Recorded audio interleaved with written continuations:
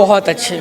सबसे पहले तो मैं इसको मूवी नहीं बोलूँगा, ये हमारी आंखें खोलने वाली एक रियल कथा नहीं बल्कि सच्चाई है। एक बेहतरीन फिल्म जिसका आज तक मुझे लगता है महिमा मंडन किया भी नहीं जा रहा था पुरानी सरकारों के समय में। जब सच्चाई को ही रिप्रेजेंट करने के हौसले पस्त हों तो फिर कोई कैसे दिखाएगा सच को। मैं देख के एक समय मुझे बड़ा दुख और गुस्सा आ रहा था, मुझे लग रहा था मुझे चले जाना चाहिए। कहानियाँ जो बता रहे थे जब आप पर्दे पे देखते हैं तो आपको बहुत कुछ सोचने पे मजबूर कर सकते। बस्तर के अंदर जो सच्चाई दिखाई गई है, मैं जितने भी कथाकथित जो लिबरल्स हैं, जो यूट्यूबर्स हैं, बड़े बड़े टीवी चैनल्स हैं, जो इस बात का केरला स्टोरी का बहुत विरोध कर रहे थे, अब मैं चाहूँगा कि वो इस फिल्म का भी विरोध करके दिखाएं और एक पुख्ता सबूतों के साथ। पूरे टाइम मेरे माइंड में यही था, जो लोगों ने उनसे सरवाइव किया वो लोगों ने मतलब किस तरह से सरवाइव किया होगा। फिल्म बहुत ही मतलब संवेदनशील है, मुझसे वो विजुअल्स नहीं देखे जा रहे थे। मुझे तो बहुत अच्छी लगी। एक्चुअल में नक्सल की बात करें आप तो पिछले 6-7 दशक में देश के लिए एक नासूर था। आप छत्तीसगढ़ ही नहीं, झारखंड में, नॉर्थ ईस्ट में जाएंगे, नागालैंड और उधर आसाम में, तो सिक्किम में वाकई में बहुत प्रॉब्लम है। एक्चुअल में मेरे चाचा सीआरपीएफ में हैं, तो छत्तीसगढ़ की मैंने बहुत सारी कहानियाँ सुनी। मैं देख के एक समय मुझे बड़ा दुख और गुस्सा आ रहा था, मुझे लग रहा था मुझे चले जाना चाहिए। कहानियाँ जो बता रहे थे जब आप पर्दे पे देखते हैं तो आपको बहुत कुछ सोचने पे मजबूर कर सकता है, क्योंकि पर्दे पे पाबंदियाँ होती हैं, बहुत चीज़ नहीं दिखा सकते। लेकिन जितना दिखा गया इससे कहीं भयानक मुझे लगता है हुआ होगा और हो भी रहा है। मुझे डायरेक्शन में ये लगा कि बहुत अच्छे से उन्होंने अपने सारे रोल को सही तरीके से इम्प्लीमेंट किया। और आदा शर्मा की बात करें तो केरला स्टोरी की अपेक्षा इसमें उन्होंने बहुत अच्छा, मुझे लगा कि डायलॉग पे, अपने क्राफ्ट पे बहुत अच्छा काम किया, टाइमिंग पे बहुत अच्छा काम किया। और मुझे लगता है कि अपना 100% उन्होंने जो मेहनत की है वो स्क्रीन पे दिख रही है। देखिए, इस तरीके से मूवी तो कमर्शियल तो नहीं होती, लेकिन हाँ जिस सब्जेक्ट के लिए, जिस मैसेज के लिए बनाई गई है वो कन्वे ज़रूर करेगा, लोगों को ज़रूर इसके बारे में पता चलेगा। मैं 4.5। तो बस्तर देख के आए हैं, और बस्तर जो है मैंने 10 मिनट बाद देखी थी, और 10 मिनट बाद देखने के बाद मेरी आंख एक पलक झपकी नहीं, क्योंकि 10 मिनट पहले बाद देखने के बाद फिल्म को पूरा समझ गया कि फिल्म एक्चुअल में था क्या। बहुत अमेजिंग कहानी थी, बहुत अमेजिंग कंटेंट था, और कुछ यूनिक था यार। एटलीस्ट कॉपी तो नहीं है कोई साउथ का, तो जैसा भी है अच्छा है, यूनिक है, दिमाग वाला है, कोई साउथ का कॉपी नहीं है। कुछ नया दिखाने की कोशिश की गई और कोई सच्चाई दिखाने की कोशिश की, क्योंकि this film is based on real life. अदा शर्मा जो है ना, अब उनके नाम जो अदा है वो अदा दिखाने वाला अदा नहीं है, वो अदा किरदार है जो बहुत ही अमेजिंग था, और अब वो एक एक्टर के तौर पर जानी जाती हैं। और बहुत ही अमेजिंग रिस्पांस था अदा शर्मा का। और अदा शर्मा जो हैं विपुल के साथ और सुदीप्तो सर के साथ, जो डायरेक्टर हैं इस फिल्म के, उनके साथ दोबारा जुड़ गई हैं। ये उनका सेकंड प्रोजेक्ट है आफ्टर द केरला स्टोरी, और अब इन तीनों का मुझे लग रहा है ट्रियो बन चुका है, और बहुत ही अमेजिंग था जो भी था। डायरेक्शन कमाल का था यार। इन फिल्मों में ना एक्चुअली डायरेक्शन का इतना स्कोप नहीं होता। इस फिल्मों में जो है स्क्रीन प्ले मैटर करता है, इन फिल्मों में डायरेक्शन इतना मैटर नहीं करता। इन फिल्मों में स्टोरी मैटर करती है, और स्टोरी बहुत कमाल की थी। Of course 3। एक बेहतरीन फिल्म जिसका आज तक मुझे लगता है महिमा मंडन किया भी नहीं जा रहा था पुरानी सरकारों के समय में। जब सच्चाई को ही रिप्रेजेंट करने के हौसले पस्त हों तो फिर कोई कैसे दिखाएगा सच को। तो आज के समय में ऐसी फिल्म बनाई, और मुझे लगता है जो ऐतिहासिक पन्ने जिन्हें धूमिल कर दिया गया, दबा दिया गया, 70 सालों में जिन इतिहास को पूरी तरह से फाड़ दिया गया, उन पन्नों को ये लाकर दोबारा से रिप्रेजेंट कर रहे हैं। और बॉलीवुड के मतलब एक बड़े पर्दे पर, बड़ी स्क्रीन के माध्यम से लाखों करोड़ों लोगों तक पहुंचाने की मुहिम बस्तर जैसी फिल्म एक बेहतरीन कोशिश है। आदा शर्मा नहीं है, आदा शर्मा पूरी तरह से किरदार में है। जो उनका आईपीएस ऑफिसर का जो कैरेक्टर उन्होंने बेहतरीन तरीके से निभाया है। और मुझे लगता है कि ऐसी सच्चाई भरे जो बॉलीवुड कैरेक्टर्स, बॉलीवुड के जितने भी स्टार्स हैं, अगर वो भी ऐसा कुछ कर पाते तो आज तक बहुत सी सच्चाइयाँ बॉलीवुड भी दिखा पाता। लेकिन बड़े बड़े स्टार्स को तो वही बात है ना, अपने आप को, अपना स्टारडम बड़ा दिखाने से फुर्सत मिले तब तो वो कुछ फिल्म बनाएंगे। पाकिस्तान की छवि को बेहतरीन बनाने से फुर्सत मिले, या आतंकवाद को ग्लोरीफाई करने से फुर्सत मिले, तब तो वो कुछ अच्छा काम कर पाएंगे। वो सिर्फ जैसे फिल्म में दिखाया, एक बड़ी फंडिंग पैसे के लिए, जितने ज़्यादा जवान मरेंगे उतने ज़्यादा करोड़ रुपए मंत्रियों संतरियों को मिलेंगे। तो यही पैसे के लिए दुनिया बर्बाद हो रही है, और मुझे लगता है ये आज का काला सच है। 5 में से 5 स्टार रेटिंग ही मिलना चाहिए। और जेएनयू जैसी यूनिवर्सिटीज़ के लिए उनके मुंह पे भी तमाचा है कि जहां यूनिवर्सिटीज़ में जाकर देश के जवान पैदा होने चाहिए, वहां देश के हैवान पैदा हो रहे हैं, वहां आतंकवाद का, नक्सलवादियों का जन्म हो रहा है। और बॉलीवुड भी इसमें सपोर्ट कर रहा है, नेता भी इसमें सपोर्ट कर रहे हैं, तो उनके मुँह पर भी तमाचा है। सबको दिखाएं फिल्म, ज़्यादा से ज़्यादा दिखाएं। आप जाकर सिनेमा में देखें, अगर नहीं देख पा रहे हैं किसी भी कारण, वैसे 200-250 रुपये की टिकट आराम से आप अफोर्ड कर सकते हैं, तो पूरे परिवार को दिखाइए, वरना ओटीटी के माध्यम से तो पूरी फैमिली को ज़रूर दिखाइए। धन्यवाद। हमने फिल्म देखी है बस्तर। द केरला स्टोरी की जो टीम है उन्होंने इस फिल्म को बनाया है और त्रिमूर्ति हम कह सकते हैं इस फिल्म में, डायरेक्टर, प्रोड्यूसर और एक्टर।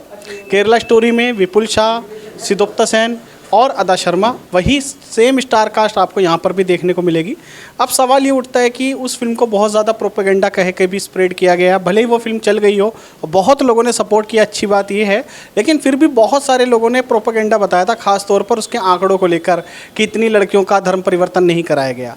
लेकिन अब सवाल आता है बस्तर के अंदर जो सच्चाई दिखाई गई है, मैं जितने भी कथाकथित जो लिबरल्स हैं, जो यूट्यूबर्स हैं, बड़े बड़े टीवी चैनल्स हैं, जो इस बात का, केरला स्टोरी का बहुत विरोध कर रहे थे, अब मैं चाहूँगा कि वो इस फिल्म का भी विरोध करके दिखाएं और एक पुख्ता सबूतों के साथ वो बताएं कि 76 जवान नक्सलवादियों ने मारे थे कि नहीं मारे थे, उनके साथ विश्वासघात किया था, उनकी निर्मम हत्या की गई थी या नहीं की गई थी, और वहाँ पे जो गाँव मूल रूप के निवासी हैं उनके साथ जो उनका बर्ताव है कि अगर भारत का वो झंडा फहरा दें अपने ही भारत में, तो उनकी किस तरह से निर्मम हत्या की जाती है, 32 टुकड़े किए जाते हैं उन गांव जो मूल रूप से वहाँ पर रह रहे हैं।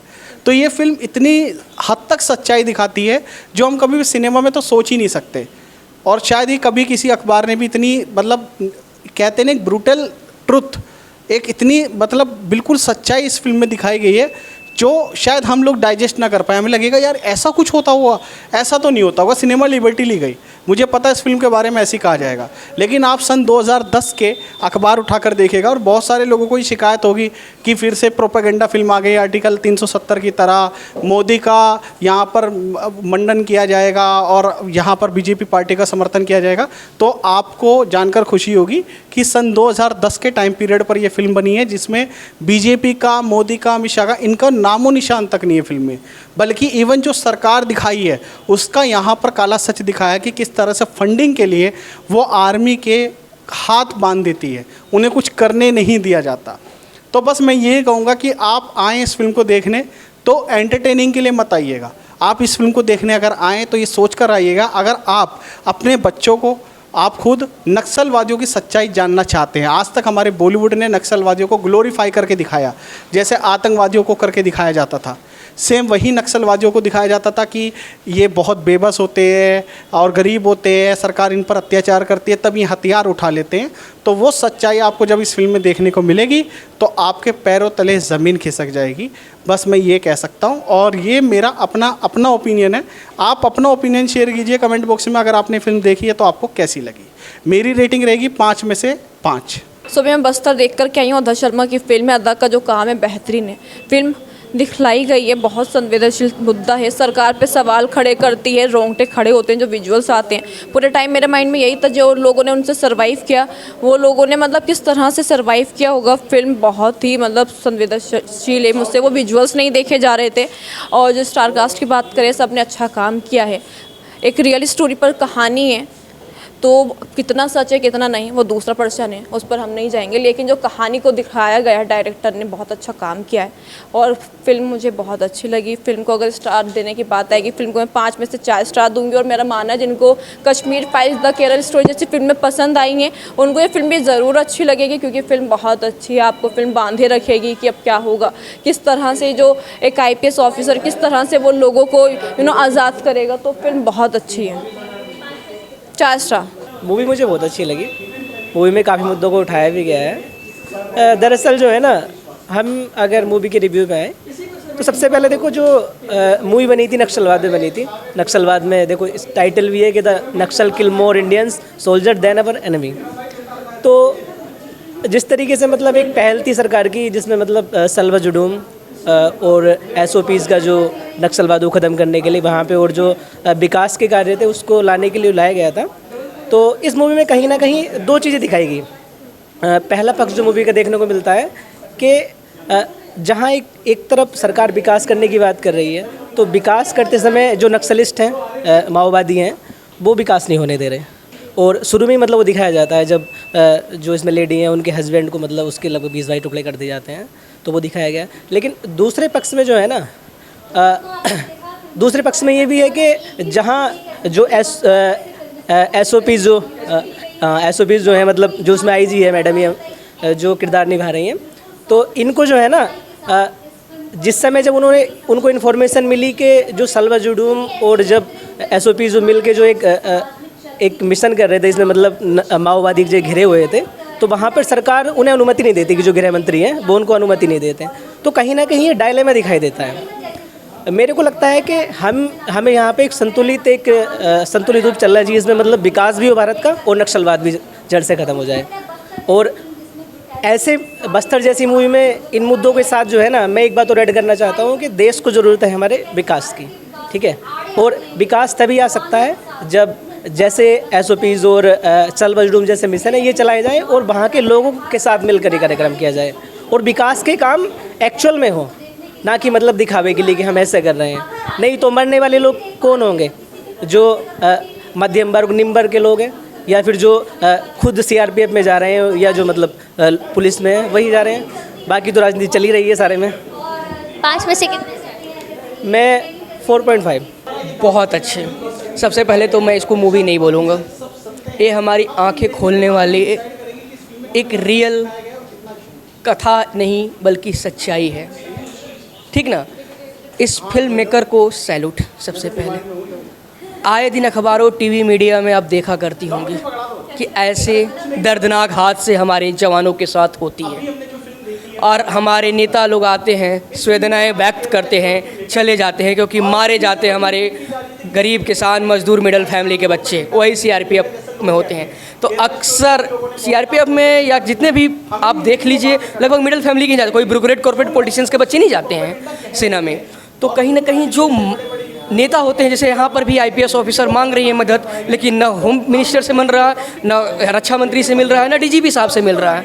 यहाँ नहीं मिलेगा। 67+ लोग मारे जा रहे हैं, वो हमारे किसान मजदूर के बच्चे जो CRPF में जाते हैं वो मारे जा रहे हैं। तो कहीं ना कहीं ये हमारे जो देश के सर्वोच्च स्थानों पर बैठे हैं उनको इस फिल्म को ज़रूर देखना चाहिए, क्योंकि इस फिल्म में नक्सल का जो प्रभावित एरिया है, खासकर छत्तीसगढ़ हुआ या कैमूर, कई जगह है ऐसा देखने में आता है। वो जो मारे जा रहे हैं वहाँ तक आज तक स्कूल हॉस्पिटल तक नहीं खुली है, खुलती है माओवादी उड़ा देते हैं, नक्सल उड़ा देते हैं। तो कहीं ना कहीं ये आंखें खोलने वाली मूवी है। और कहीं ना कहीं कहते हैं ना कि हमारा फंडामेंटल ड्यूटीज कुछ होती है, आर्टिकल 51A।